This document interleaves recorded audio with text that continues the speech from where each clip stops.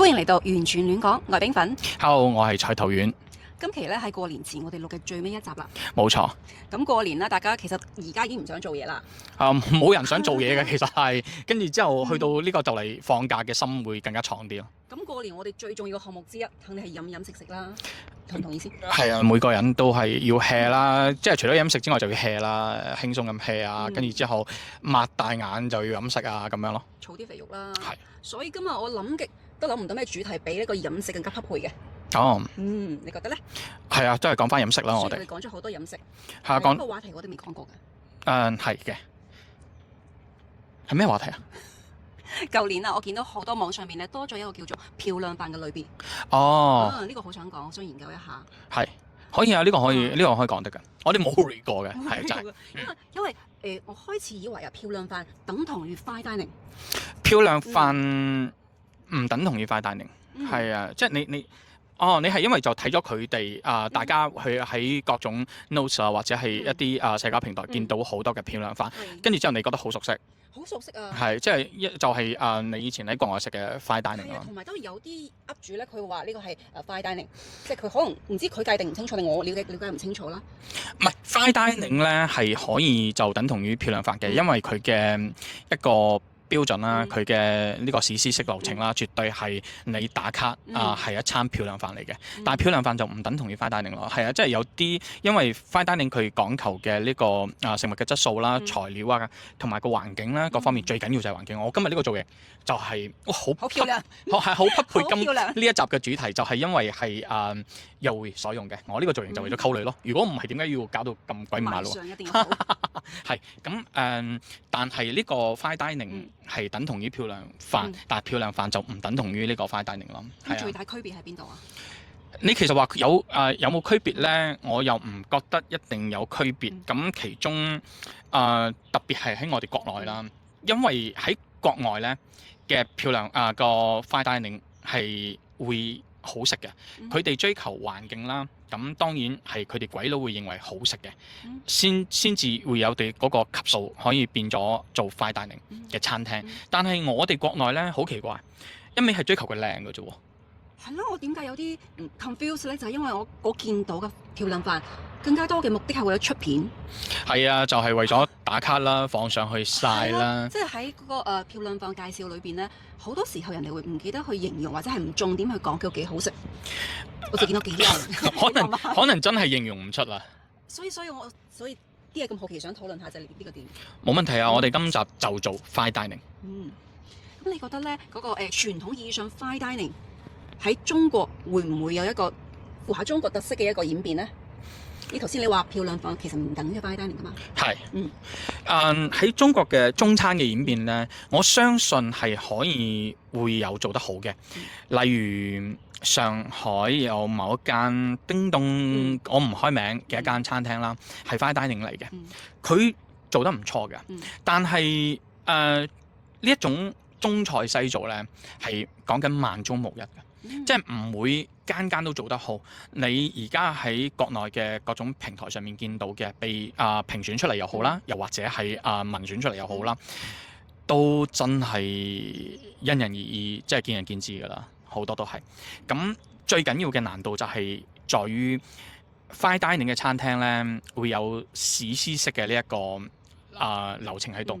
咁我哋中國人咧喺好長嘅歷史裏邊，都係追求住一個溫飽，所以首先冇咁多嘅時間啦，去話我食一餐飯，跟住之後要由因為 fine dining 佢最開始基本上係喺法餐度過嚟嘅。咁一個史詩式嘅流程，跟住之後先可以慢慢咁樣俾你去每一道餸啊呈現喺你面前啊，好靚啊！介紹譬如話一粒蘑菇都介紹晒佢嘅三生三世，係啊，佢嘅身世啦，即係喺由邊度嚟，由邊度出世，係跟住之後最尾落咗你嘅肚度。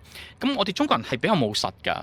咁另外一樣嘢就係中餐西做嘅另外一樣嘢就係我哋嘅食材同埋技藝咧係非常之講求一個鑊氣啦，同埋呢一個色香味俱全，就唔會話淨係整色整水整到有幾靚啊，跟住之後完全唔係嗰回事嘅。係啊，好似而家啲漂亮飯，即係我食過嗰啲啦，都好難。好似你話齋做保存得到嗰個和氣，你時間太長啦，出嚟之後好似西餐咁樣好冷冰冰，或者係唔在乎溫度嘅就多啲咯。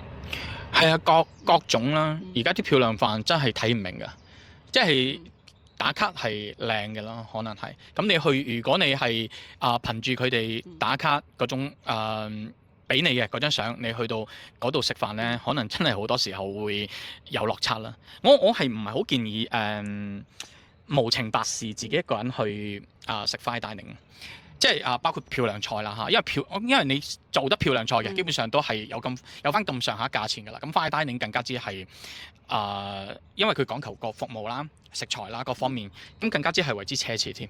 咁我有一個問題啊，你話你食咗好幾間漂亮飯，同邊個去？肯定係同啲女去啦，係啊，嗱呢個就係一個 fine dining 嘅 function 啦，即係就點解我一路想問呢個問題？因為喺國外嚟講 fine dining 嘅目的好強㗎，一係拍拖，一係傾啲好正經嘅場合去傾啲嘢。基本上我講得通俗啲嚇，基本上成日我食 fine dining，大部分人食 fine dining，你包括阿校長去食 fine dining，校長你知邊個？黃校長係啊，唔係嗰個校長，講翻國內㗎，佢喂食 fine dining，你帶條女去食 fine dining，為咗搏嘢咯。你如果唔係為咗搏嘢，你去食咩 fine dining啫？你嘥咁多嘅錢，跟住之後又唔好食基本上我哋中國人係唔會認為好食㗎。Jackson 都講過話，佢係唔係好明白國外嗰啲漂亮飯嘅漂亮係啊。咁你好多時候你叫哎呀，你覺得嗰餸好食，想配碗飯，你話俾啲飯嚟啊。佢係有時候係會阻止你，跟住之後或者係俾一嚿仔咁你，喂我哋白飯任裝㗎嘛，係咪先？係咯。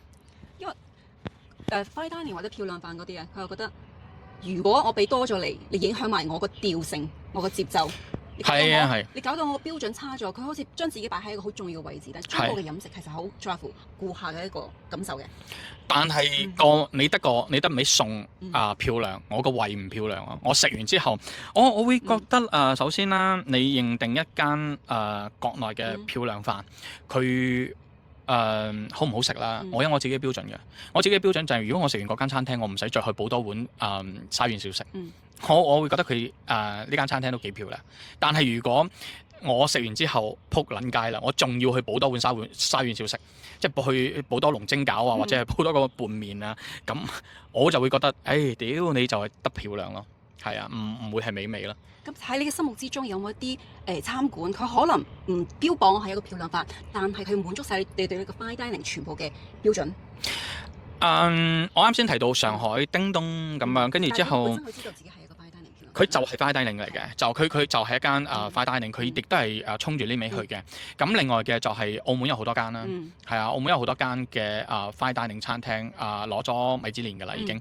咁嗰啲佢係兼顧得好好嘅，但係佢異曲同工之妙咧，就係佢哋唔會話太去創新一啲中餐咯，係啊，因為你中餐去西做咧，好多時好不倫不類嘅，係啊，即係佢而家做得好，都係將本身做得好嘅餸拎出嚟，可能精細化。冇錯啦，跟住之後個環境舒適啊，服務態度又好啊。咁上海嗰間咧有唔同嘅，佢係有精緻咗某啲餸。咁但係呢都係比較獨一無二㗎啦。你真係想創新，跟住之後中菜西做咧，好搞笑㗎。我講個古仔啦，咁就係話説某一年我去喺深圳度參加個宴會啦。咁佢係呢個宴會佢係碟頭即係碟上嘅，位上嘅，係應該係位上。佢所有嘅嘢都係位上俾你。咁我第一次食到呢個普寧豆腐，佢係一嚿普寧豆腐俾我，係啊，即係其中一味餸啦。咁呢個流程都幾史詩式㗎，我係讚賞嘅。即係當然一嚿豆腐，我覺得一嚿普寧豆腐，我係覺得唔夠我食嘅，因為我好中意食豆腐。但係咁佢其實有其他餸㗎嘛，佢就係將呢一個菜式位上俾你啫。咁佢冇改變到佢你話普寧豆腐炸豆腐，佢唔會話我普寧炸分子豆腐俾你，係啊，佢唔會改變，唔會創新嗰啲嘢，佢將個美味還原翻俾你，但係只不過將個流程史詩式化俾你咁樣解。即係唔好似分子料理咁樣改晒佢個結構。呢個係即呢個係分子料理係西式噶嘛，係啊。咁你改變嗰個結構對於我哋中國人嚟講唔開心㗎，係啊。我麻婆豆腐你俾我食嘅得個麻婆味，我豆腐去咗邊啊？係唔得㗎嘛，唔得，係啊，食香味我一定唔得。係啊。咁今集節目差唔多㗎啦。點解我哋會專登喺過年前講埋啲美食節目呢？因為嚟緊過年期間，我哋有一系列嘅關於美食嘅專題，都會同大家分享一啲寶藏店鋪，我哋心目之中嘅符合呢個 fine dining 標準，可能大家又未必知道嘅一啲寶藏店鋪。唔係啊，我哋食嗰啲唔係 fine dining 嚟㗎。但係你覺唔覺得中國人啊特別，即係我哋有自己心目之中嘅寶藏店鋪，可能你覺得佢唔符合呢個 fine dining 嘅標準，但係我覺得係，即係我係一個好重要嘅場合，可能就係去到嗰度，對我有儀式咁嘅情況之下。但係嗰間店鋪我食完冇得，但係啲女食完之後唔會同我搏嘢嘅喎。係唔理啦，總之我哋就要分享一啲我哋心目中好中意嘅店鋪俾大家。係啦，好食嘅店鋪啦，即係咁樣啊！我再補充翻啦。咁我哋今集講咗 fine dining 啦，係即係所謂嘅漂亮飯啦。我哋講完呢樣嘢之後，最緊要嘅就係我哋會有我哋自己希望大家唔好再將個心態去飲食嘅一個追求集中喺漂亮呢一方面度。我哋你啱先講得啱嘅，即係你會覺得我哋中國應該係創造翻我哋中國嘅 fine dining 啦，即係唔係應該話創造翻我哋中國人屬自己嘅漂亮飯。咁但係就唔好一味往 fine dining 嗰個追求上面去咯。咁我哋會追求翻我哋自己會覺得好味嘅。我哋嘅本心咧，真係要食翻我哋中國人嚟㗎嘛，要食翻啲抵食嘅。好食嘅呢啲嘢先啱，而唔係話去追求翻一啲貴格唔飽嘅嘢食咯。係啊，因為點解會我其實明白嘅。冰粉雖然冇解釋到，但係我哋咧想做呢一期節目嘅咧，最緊要嘅就係唔希望以後呢一啲好嘅廚師，一啲中國傳統菜式嘅廚師慢慢流失咗。點解會流失啊？因為市場咯，全部係啦，去追求一啲漂亮飯，啲廚師全部去做晒啲貴格唔飽嘅嘢，所謂嘅創新就會又可以賣到貴嘅價錢，咁就流失咗呢一批傳統嘅廚師，破壞咗就大鑊啦！以後就係啊，咁我哋想食到特別係下一代啦，或者點樣想食到一啲傳統嘅抵食嘅好味嘅，就越嚟越難啦。呢個呢，我哋會慢慢以後揾一啲嘉賓啦，同我哋分享下你點樣睇而家嘅飲食文化啦。咁我哋喺呢一個新春來臨之際，我哋都唔想去講太多關於人哋嘅唔好啊或者咩，我哋係淨係想開心咁樣同大家分享翻我哋認為嘅美食，跟住之後分享俾大家。